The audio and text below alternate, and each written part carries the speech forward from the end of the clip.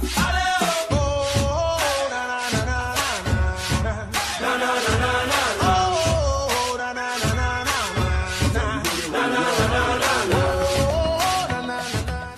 Bienvenue dans Instant CAN. 3 équipes ont déjà obtenu leur ticket pour les 8e de finale de la CAN en 2019. Il s'agit de l'Algérie, du Nigeria et bien évidemment du pays organisateur, l'Égypte.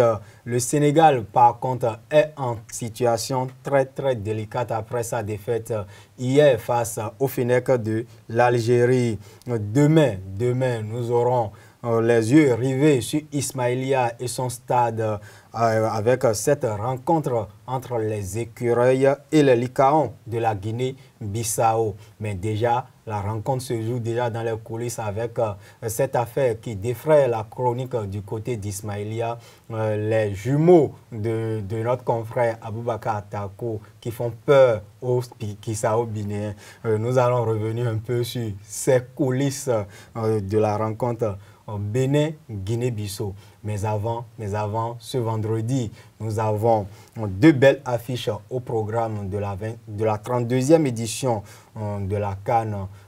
Il s'agit du match Tunisie-Mali dans le groupe D et dans le groupe E, Maroc-Côte d'Ivoire, des retrouvailles en perspective. Bonjour Arnaud Akako. Bonjour Larius Adiagoueno, bonjour chers amis internautes. Carl Kitome, bonjour. Bonjour Larios, bonjour à tout le monde footballistique qui reste fidèle à Réservé TV. Et merci et bonjour à vous tous, vous, nos chers amis internautes. Nous démarrons par cette victoire de prestige des Fennecs de l'Algérie face aux Lions de la Teranga du Sénégal. C'était hier dans le groupe C. 1-0, c'est le score au final de ce duel au sommet de cette poule C de la CAN en 2019. Les Algériens se qualifient ainsi pour le compte des 8e de finale. Arnaud Agagbo, après cette prestation des Fennecs, les anciens adversaires des Béninois lors des éliminatoires, on peut dire qu'ils ont mérité leur qualification. Écoutez, comme je l'ai toujours dit, le mérite revient à celui qui a gagné. Les Algériens, ils ont fait l'essentiel. Dans un match, il faut marquer plus que l'adversaire. Ils ont trouvé l'occasion qu'il fallait, ils l'ont mise au fond et puis bon voilà, ils ont gagné. Maintenant, quand on voit un peu comment ça s'est déroulé, c'est vrai aussi, je ne sais pas si nous allons y revenir, mais les Sénégalais ont crié ou ont pensé un instant qu'on leur a volé un penalty. Mais dans un match, il y a plusieurs occasions. Ils en ont eu, ils ne les ont pas mis au fond. Mais les Algériens ont fait l'essentiel et c'est ce qu'on leur demande. Quand vous trouvez les occasions, après avoir manqué 1, 2, il faut essayer quand même de mettre ce qu'il faut pour pouvoir gagner. Ils ont fait. Et bizarrement, l'histoire était tue. Et avant cela, on entendait déjà dire que jamais le Sénégal n'a battu l'Algérie en phase finale de Coupe d'Afrique. Et même avant ce match-là, Aliou Cissé, quand on lui posait la question sur les médias occidentaux, il disait que c'est vrai, même côté que les générations ne sont pas les mêmes, qu'eux, ils vont essayer de tout faire parce que c'est un match important. Malheureusement, ce match-là, le Sénégal n'a pas gagné. Et malheureusement également, on constate que le Sénégal n'est toujours pas encore prêt pour franchir un cap, la génération, belle génération, meilleure génération, génération dorée. Mais cette génération-là, apparemment, elle n'aime pas aller à l'épreuve et passer pour quitter l'étape de diamant brut pour le produit fini. Carl Kitome, qu'est-ce qui a manqué aux Lions de la Teranga hier face aux Algériens? Surtout, on a vu une seconde période largement dominée par les Sénégalais. Les Sénégalais avaient la possession du ballon, mais les Algériens faisaient par contre des contre-presses assassines, j'allais dire. Oui, mais il faut avouer que le Sénégal hier n'a pas été réaliste. Ils n'ont pas fait preuve de réalisme parce qu'ils ont quand même eu beaucoup de belles occasions aux abords de la surface de réparation. Mais il leur a manqué cette dernière passe et celui qui va catapulter quand même la balle au fond des filets. Donc sinon, ils ont fait ce qu'il fallait faire, ils se sont vraiment battus. Ils ont essayé de vraiment de prendre le dessus sur les adversaires. Mais en face, il faut avouer que les Algériens ont su fait preuve de maîtrise. Beaucoup de calme, très très appliqué dans le jeu, surtout au marquage.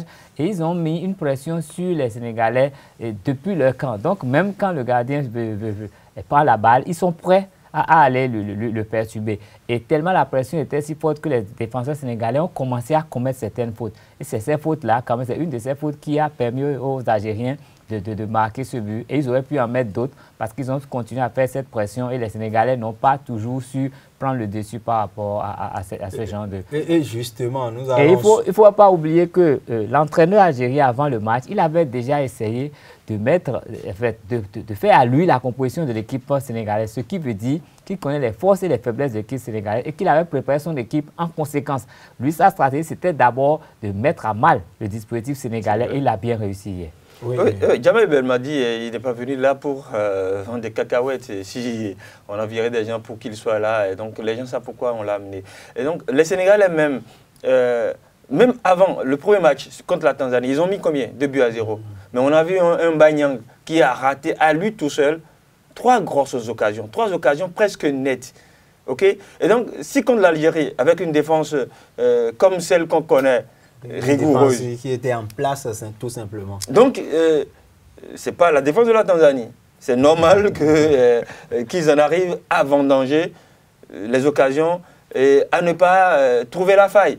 Donc, ils n'ont qu'à s'en prendre à eux-mêmes. Le public espérait quand même que le retour de Mané, Sadio Mané sur le terrain aurait pu changer quelque chose à cette attaque. Mais malheureusement, les Algériens ont su quand même le museler de façon à ce qu'il ne soit pas vraiment positif dans la surface. Et c'est justement là, lorsque vous avez un joueur qu'on connaît dangereux, quand on le verrouille, et que, alors que vous avez basé votre système de tactique de jeu sur ce joueur-là, quand il est verrouillé, c'est que vous êtes KO. Et hier, c'est vrai, ils ont développé le jeu, mais à un moment donné, il fallait trouver un schéma de jeu, d'accord, pour, au cas où Sadio Mané serait verrouillé ou serait mis hors d'état de nuire par l'équipe adverse, passer par un contournement pour pouvoir déjouer cette... Lorsque vous avez une triple menace, c'est que c'est toujours difficile pour l'adversaire de vous prendre à défaut. C'est ce que hier, Aliou Cissé n'a pas su véritablement faire pour libérer de l'espace à d'autres joueurs, pour pouvoir trouver véritablement cette faille-là dans cette défense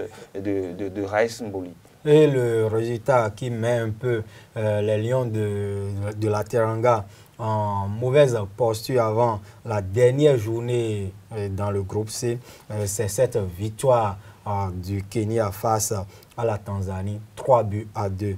Les Kenyans ont été tout simplement renversants face aux Taifals Stars de la Tanzanie, menés par 2 fois au score. Ils ont réussi à recoller au score avant de prendre l'avantage définitivement.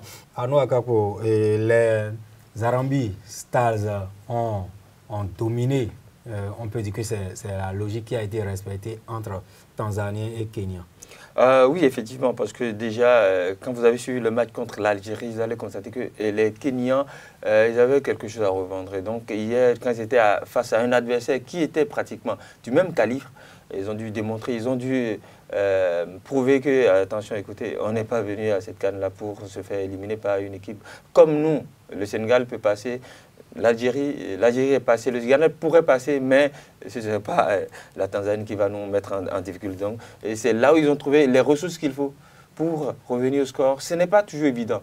Mener, égaliser, être mené et puis revenir et prendre le dessus, ce n'est toujours pas évident. Ils ont eu les ressources mentales pour pouvoir le faire. Et pour moi, c'est déjà très intéressant. C'est ce que je voudrais voir, mais... C'est qu'on va oui, mais je vois Karl qui s'impatiente pour intervenir, mais vous allez intervenir sur cette rencontre, qui est désormais historique pour les Malgaches. La victoire du Madagascar face au Burundi. Les 2 novices du groupe B se sont affrontés hier pour le compte de la 2e journée de la phase de poule et ce sont les premiers qualifiés pour cette CAN en 2019 qui ont pris le dessus 1-0.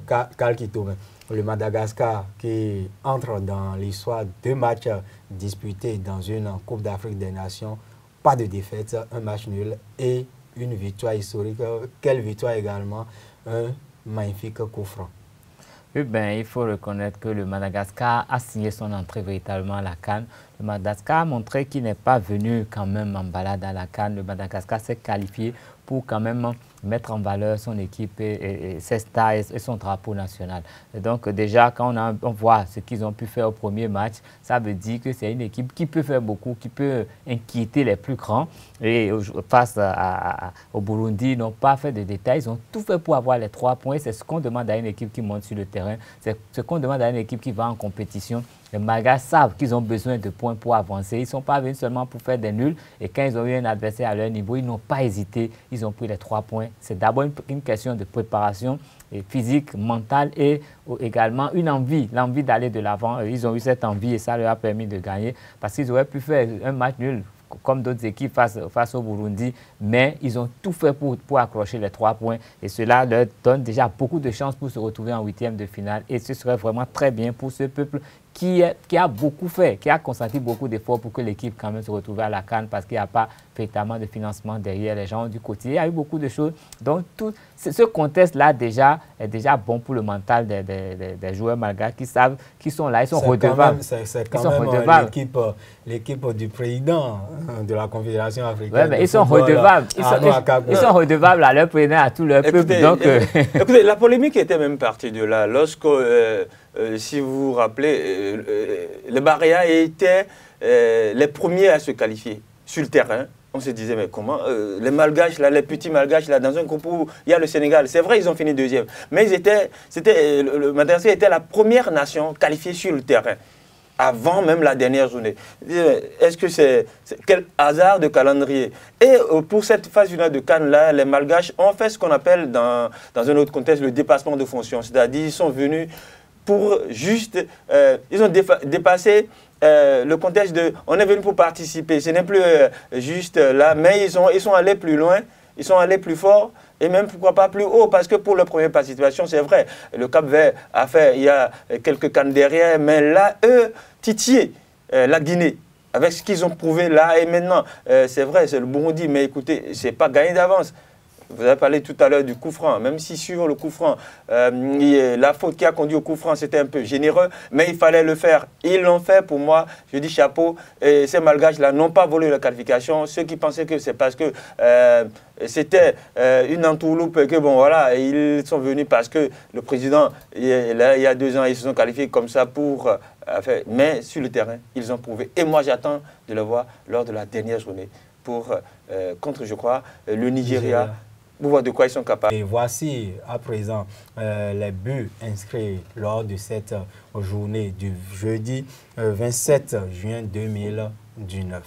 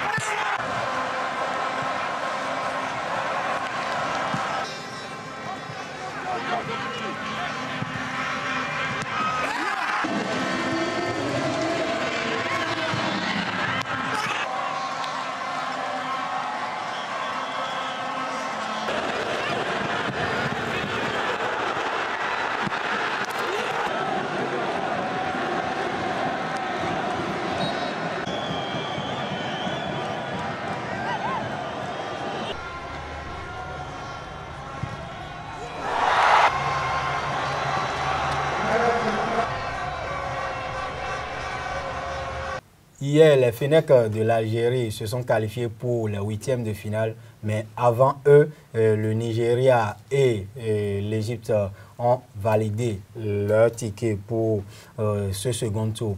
Les Nigérians ont battu la Guinée-Conakry 1-0, tandis que les Égyptiens ont enfoncé, les Pharaons ont enfoncé davantage les Léopards de la République démocratique du Congo dans une crise ou dans les profondeurs du classement de ce groupe A en les dominant 2-0 avec un super but de la star attendue, de la star annoncée, Mohamed Salah. Arnaud Akako, vous l'avez dit ici le mercredi dernier qu'il faut que ces Congolais préparent leur valise pour retourner au Bercail. On peut dire qu'ils sont vraiment en difficulté, sauf un miracle, le Congo va repartir chez lui. Oui, effectivement, ce qui est sûr, les valises sont déjà faites. Et c'est là, on attend juste que pour le dernier match, que la RDC peut-être fasse un large score, d'accord, ce qui est possible. S'ils arrivent à dominer outrageusement le Zimbabwe, ils peuvent toujours espérer encore qu'ils n'ont plus leur destin. C'est pour ça que je disais que leurs valises là sont déjà préparées et c'est là dans un coin de la chambre, ce qui dit on va finir le match, ils ne vont pas chercher.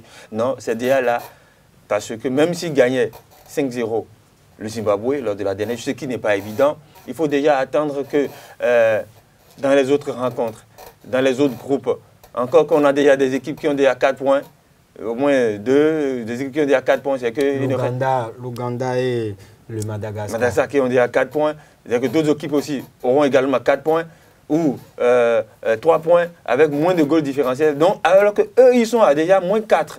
Vous imaginez, les Congolais là, je doute fort, hein, même finir parmi l'une des meilleures nations 4e du groupe. Oui, et Karl, il faut préciser quelque chose. Ces Congolais ont tout essayé dans cette rencontre. Et comme lors de cette seconde partie entre Sénégalais et Algériens, les Pharaons leur ont laissé la possession de la balle pour pouvoir les tuer en contre-attaque. Non, mais tout ça, ça dépend des plans de jeu que chaque sélectionneur a mis en place. La RDC était en quête de points, donc ils sont allés, ils ont voulu faire comme des battes en guerre, ils se sont préparés juste pour attaquer. Ils ont attaqué. Les autres savaient qu'ils allaient le faire. Les autres ont préparé une stratégie pour pouvoir les contrer au bon moment et ça a fonctionné. Donc, il aurait fallu que leur attaquant ait été efficace au début du match pour que les données changent. Et cela, ce n'est pas évident parce que c'est le pays organisateur. Avec le soutien du public, il y a d'abord une période où il faut se chercher. Et c'est pendant cette période qu'ils avaient tout intérêt à marquer un but. Ils n'ont pas pu le faire. Donc, pour le reste, c'est la logique qui a été respectée. Après 15 minutes de jeu, ils ne pouvaient plus faire grand-chose parce que le public venait toujours suppléer au manquement des pharaons d'Égypte qui n'ont pas hésité du tout à plonger les léopards tout au fond du lac Congo. Ils les ont mis tout au fond. Et là, c'est vraiment difficile de les repêcher. Et quand on voit un peu le jeu que présente le Zimbabwe, je doute fort que cette RDC-là, avec le mental qu'ils ont maintenant, avec leur situation mentale, qu'ils soient en mesure de dominer outrageusement le Zimbabwe. Parce que le Zimbabwe, quoi qu'on dise, n'est pas venu en balade. On a vu le jeu, l'opposition que le Zimbabwe a opposé à l'Égypte d'abord et on a vu le match face à l'Ouganda. Ce n'était pas de la blague. Et donc, ce match-là sera âprement disputé. Je pense même qu'il risque de faire un match nul.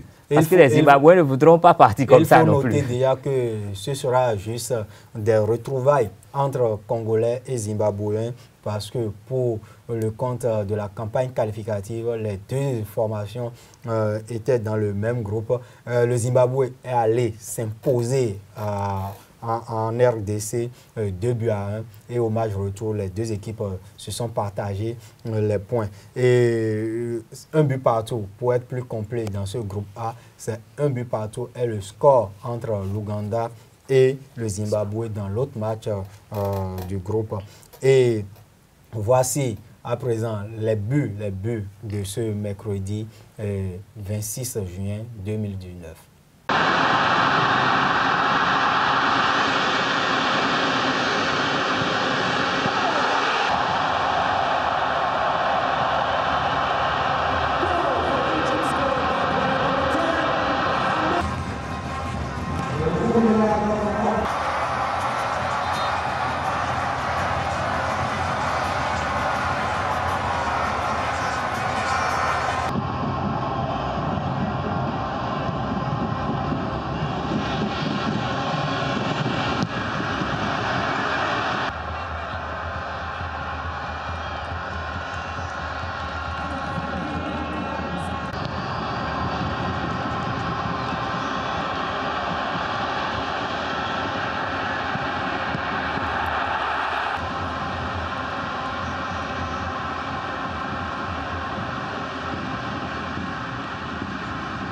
demain, le Bénin a rendez-vous peut-être avec l'histoire, non seulement remporter la première victoire à une phase finale de la Coupe d'Afrique des Nations, mais également d'essayer de composer son billet pour le tour suivant. Et déjà, je le disais à l'entame, le match entre Béninois et Bissau-Guinéen se joue déjà dans les coulisses à Arnaud Akapo avec cette affaire de gris-gris ou de vaudou des journalistes ou des Béninois qui ont effectué le déplacement d'Ismaïlia qui font peur à nos frères de l'Afrique de l'Ouest. C'est une guerre psychologique, comme on dit dans le jargon. Apparemment, le Bénin a déjà gagné cette guerre psychologique-là. J'espère qu'on va aussi gagner la guerre footballistique. Et donc, c'est le plus important. La guerre psychologique, c'est bon. Quand votre adversaire est mentalement ou psychologiquement atteint, vous pouvez l'abattre très facilement, même sans combattre. J'espère que ça va se concrétiser demain sur le terrain et sur la pelouse. Et pour que cela se concrétise, il faut que le sélectionneur Michel Dussuet et ses hommes capitalisent sur leurs belles prestations face aux Black Stars du Ghana le mardi dernier. Et pour cela, comment vous voyez déjà le Bénin, comment le Bénin peut aborder cette rencontre? Oui, ben, la rencontre de demain sera une rencontre décisive pour le Bénin parce que apparemment c'est l'équipe qu'on dit à la portée du Bénin, dont le niveau n'est pas supérieur au niveau du Bénin. C'est un match que le Bénin doit prendre avec beaucoup de sérieux. Tout dépendra de la disposition mentale et tactique des joueurs béninois demain. Demain, Stéphane Sessegnons va entrer en jeu et ça partira d'abord de son intégration. Il est de l'équipe, mais il n'a pas fait le premier match, donc le niveau mental n'est pas forcément le même. S'il est bien intégré dans le jeu et si ses partenaires composent vraiment avec lui, ça pourra apporter un plus à cette équipe.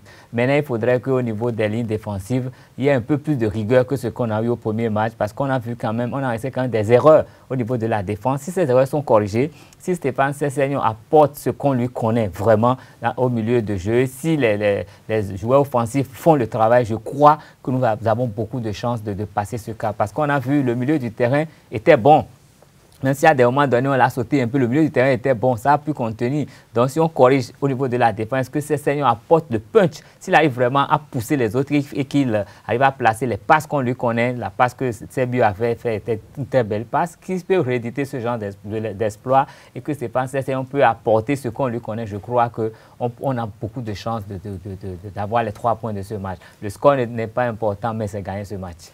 Arnaud Akagbo, face au Black Stars du Ghana, le schéma tactique était clair, 5-4-1, face à ces Bissau-Guinée, à ces Licaons de la Guinée-Bissau. Comment il faut aborder, quel schéma tactique le sélectionneur doit mettre en place pour tirer le meilleur, non seulement de ces poulains sur l'aire de jeu, mais également permettre au Bénin de remporter cette partie. Oui, lorsque vous avez votre métronome sur le terrain, c'est le maître à jouer de cette équipe, c'est l'élément X des écureuils. Stéphane Sessegnons, il est de retour.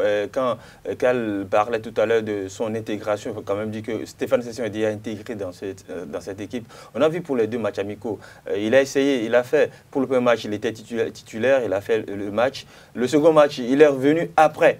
C'est pour faciliter son intégration. Et quand on entend les discours, les déclarations juste après le match et tout, on sait que Stéphane Sessegnons est déjà intégré dans cette formation-là, dans l'équipe de demain. Et donc pour jouer, forcément, il ne va plus mettre bétonné avec ce double rideau défensif comme il a fait 5-4-1 ou 3-4-3. Comme ce qui est sur demain, peut-être il va faire un 4-3-3, d'accord, ou 3-5-2.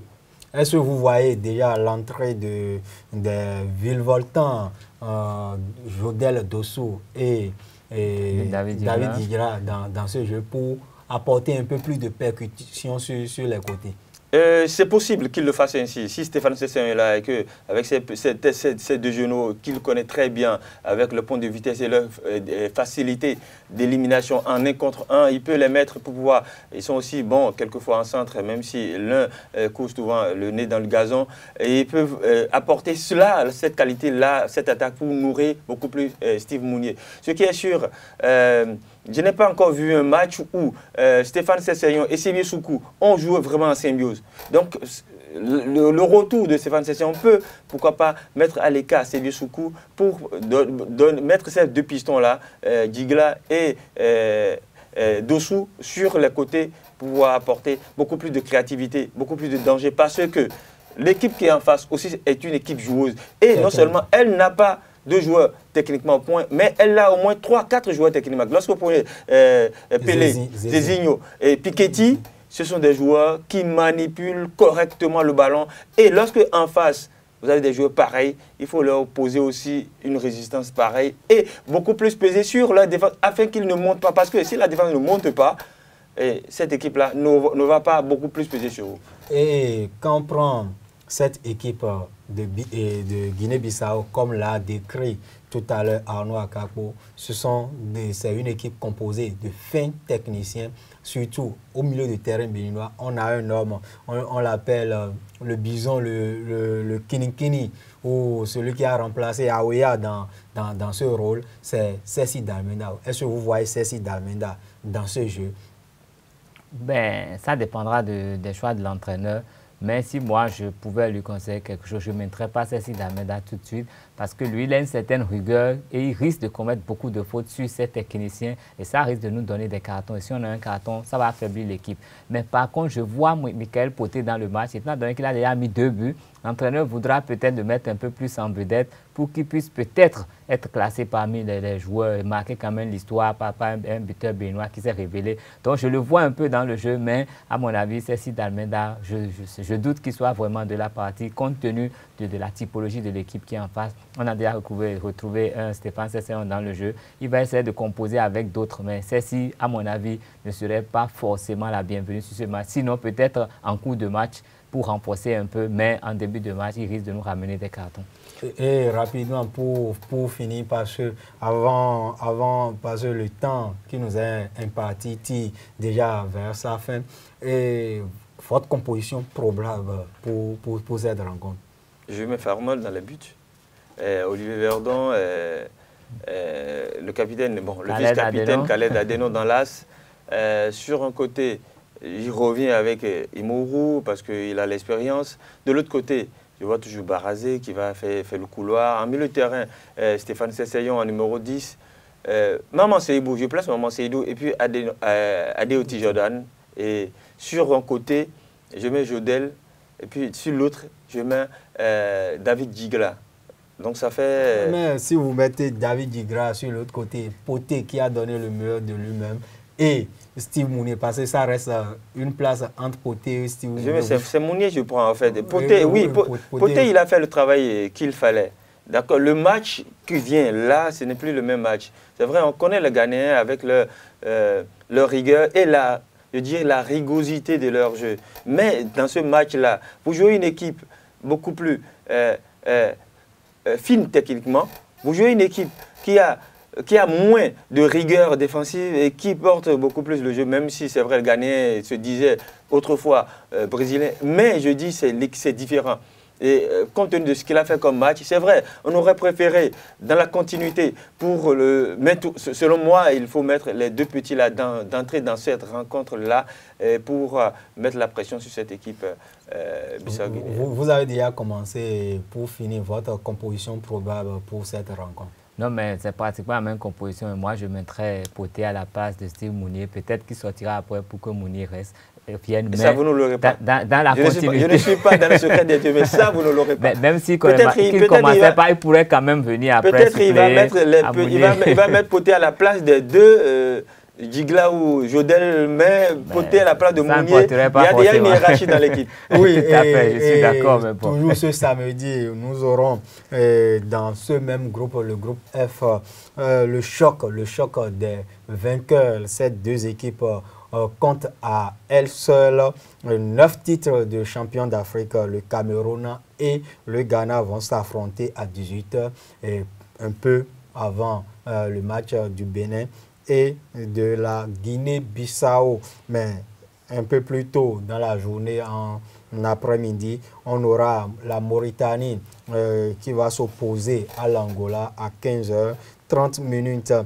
Et le dimanche, la 3e journée de la phase de groupe va démarrer avec Burundi, Guinée-Conakry et Madagascar, Nigeria dans le groupe B, et ce sera à 17h. Et puis nous aurons à 20h le groupe A avec Zimbabwe, RD Congo, les retrouvailles entre ces deux équipes, et Ouganda et Égypte. Ces rencontres de la 3e journée de la phase de groupe se jouent à la même heure. Et rapidement, vous allez choisir entre le groupe A et le groupe B pour intervenir. Arnaud Akapo. Oui, il faut quand même comprendre dès ce week-end-là, des équipes vont commencer par la CAN sera déjà terminée. Oui, mais déjà, la Tanzanie sait déjà que même à la fin de la 3e, même bien avant la 3e journée, qu'elle allait plier bagage. Oui, en fait, leur séjour, quoi. Leur séjour va prendre fin dès dimanche. C'est bizarrement comme cela. La CAN, dans 2 ans, dans 1 an, dans 1 mois, dans une journée. Aujourd'hui, c'est déjà, ça a commencé et puis les équipes ont déjà rentré. Donc, dans ce groupe, je vais parler du groupe B, celui du Nigeria. Je vois déjà un match où j'attends de voir ces Malgaches face au Nigeria, parce que c'est une équipe qui, moi, m'a séduit. J'ai été très impressionné par rapport à ce qu'ils ont. Et Karl Kitoma? Moi, je crois que dans le groupe A, l'Ouganda et l'Égypte vont essayer. L'Ouganda va essayer d'accrocher l'Égypte, parce que ça ne va pas être du tout une partie de plaisir. Par contre, et je vois les Zimbabwe aussi accrocher la RDC, parce que mentalement, je les vois beaucoup plus disposés à aller vers une victoire. Et la Furia de la RDC pourra les contraindre à un match nul. Mais je ne vois pas la RDC gagner un match. Mais avant de revenir ici pour les résultats de ces différents matchs, nous allons dire allez les écureuils et que la victoire soit à nous. On dit allez les écureuils. Allez les écureuils. À lundi pour Instant CAN.